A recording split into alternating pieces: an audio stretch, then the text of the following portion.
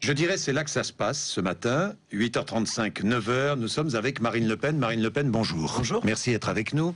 Est-ce que vous avez regardé le débat? J'imagine que oui, hier soir entre François Hollande et Nicolas Sarkozy. J'ai eu un petit peu de mal à pas m'endormir à un moment donné quand même. Hein. Vous êtes arrêté en cours? Parce qu'il y avait en réalité, il y avait une vraie proximité idéologique, hein, sous des postures de combat. On est face à des siamois idéologiques. Et puis, il y a quand même toute une série de... Une mouche. Ah là là, ouais, non, mais c'est pas grave, ne vous inquiétez pas, on l'a chassé. Allez-y. Il y a toute une série de sujets fondamentaux qui n'ont pas été abordés comme ils auraient dû l'être. Je veux dire, avec cette vision, cette hauteur, cette capacité de prévoir... Vous n'avez pas trouvé le débat de qualité? Écoutez, non. Enfin, si, il était de bonne tenue. La question n'est pas là. Meilleur qu'en 2007? Mais oui, probablement. Mais les sujets abordés, je crois, ne répondaient pas intégralement aux préoccupations des Français. Rien sur la sécurité, quand même. Pas de débat sur la sécurité, alors que l'insécurité est un sujet quand même fondamental, avec une police qui vit un malaise grandissant, des personnels pénitentiaires qui étaient encore il y a quelque temps, ou qui sont d'ailleurs encore peut-être en grève, parce que la situation devient intenable dans les prisons. Rien sur l'euro.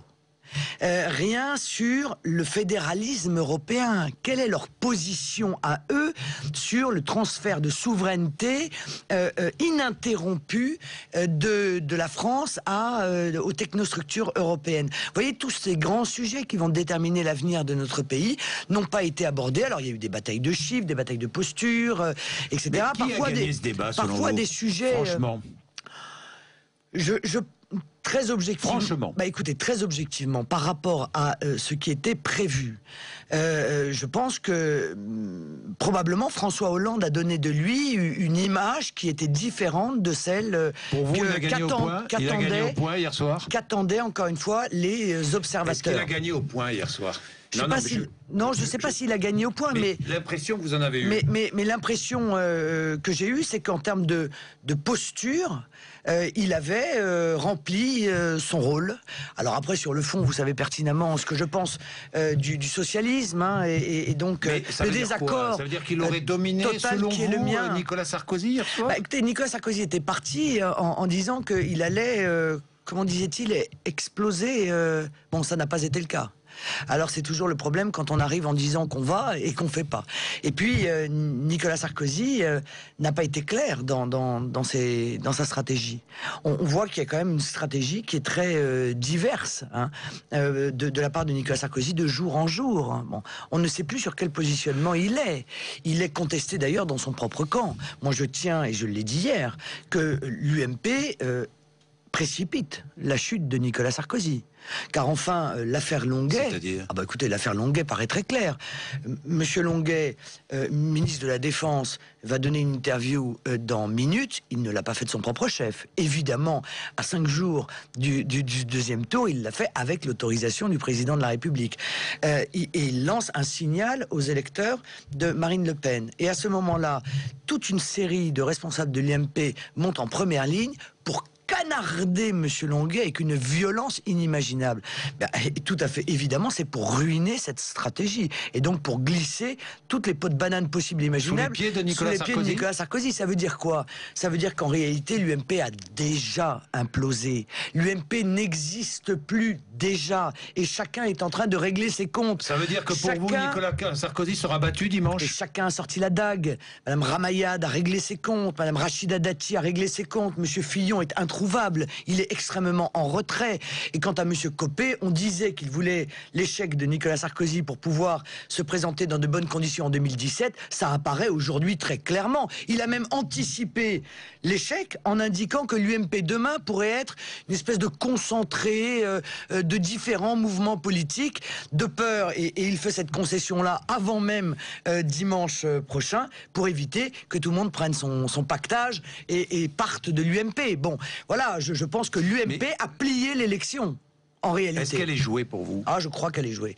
Et je ne crois pas que le débat d'hier soit susceptible de faire... De changer quoi que ce soit? De bouger pour les choses. Pour vous, Nicolas Sarkozy est battu? Oui, je crois qu'il est battu depuis longtemps. Monsieur Bourdin. Car enfin, j'entends bien qu'on cherche à culpabiliser mes électeurs, hein, qui, depuis de très nombreuses années, disent « nous, on ne veut ni de l'un ni de l'autre ». Au moins, ils ont la cohérence, ils sont clairs. Eux, ils veulent un autre projet économique, ils veulent une autre direction à la France, ils veulent une autre vision de l'homme, ils veulent une autre défense politique pour défendre l'identité, etc., etc. Mais la réalité, c'est que bien avant le premier tour, jamais Nicolas Sarkozy n'a été donné gagnant. Jamais au second tour. Voilà. Donc, il avait perdu, je crois, l'élection avant le premier tour. Et ça, c'est de son fait, M. Bourdin. Et hier soir, il n'a pas redressé, selon vous? Je ne le crois pas. Non, je ne le crois pas. Non, je ne le crois pas. Je ne le crois pas. Il avait un signal. Il pouvait lancer un signal qui aurait probablement été entendu par mes électeurs. Et je lui avais un petit peu tendu la perche, en quelque sorte, en lui disant, écoutez, de deux choses l'une.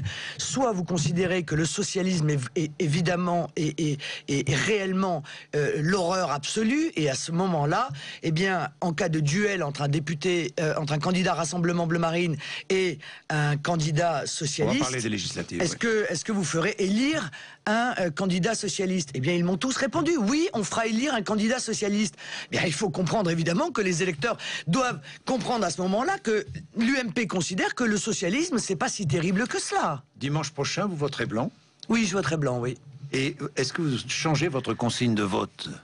La consigne de vote que vous adressez à tous. Non, je ne la change pas parce que, M. Bourdin, tout mon combat... Et qu'est-ce que vous dites à vos électeurs? Je dis à mes électeurs qu'ils sont des citoyens à part entière. Vos électeurs qui ne vous appartiennent pas, d'ailleurs, Marine Le Pen. Mais, M. Bourdin, je n'ai jamais dit l'inverse. Je suis même allé totalement dans votre sens. J'ai dit clairement que mes électeurs sont des citoyens à part entière. Or, ils ne sont pas traités comme des citoyens à part entière par la classe politique. Ils sont des adultes responsables. Or, ils ne sont pas traités comme des adultes responsables. Ils sont mis bien souvent au banc de la démocratie. Eh bien non, ils sont au centre de la démocratie. Ils sont au centre de la République française. Comme tout le monde. Ni moins, ni plus, mais ni moins non plus. Bon. Et que par conséquent, ils vont se déterminer personnellement, à titre personnel, en fonction de leur sensibilité, de leur parcours, de ce qu'ils ont entendu, ils vont prendre la responsabilité de citoyens, comme je le fais moi-même, de voter pour l'un, pour l'autre ou pour aucun des deux. Moi, j'ai choisi de ne voter pour aucun des deux, parce que je ne veux pas donner de mandat, alors que je sais pertinemment que compte tenu de la proximité idéologique entre l'UMP et le PS, rien ne changera fondamentalement dans notre pays et que nous partons dans le mur.